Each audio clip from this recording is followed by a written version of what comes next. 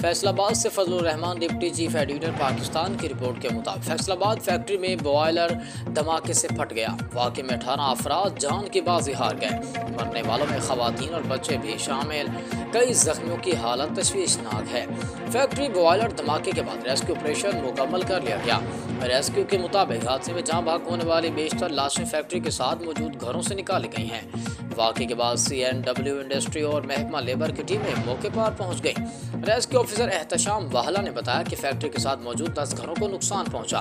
Factory से 3 लाशें मिली, जबकि 3 मजदूरों को तशवीशनाक हालत में अस्पताल मुंतकिल किया गया। रेस्क्यू ऑफिसर के मुताबिक बच्चों और खवातीन समेत 10 से ज्यादा लाशें दीगर घरों के मलबे से मिली। 10 के करीब जख्मियों को अस्पताल मुंतकिल किया गया। रिपोर्ट के मुताबिक कई जख्मियों की हालत तशवीशनाक है। हिलाकतों में इजाफे का भी खदशा है। DC फैसलाबाद नदीम नासिर का कहना है कि धमाके से फैक्ट्री की तरफ 10 घरों को नुकसान पहुंचा।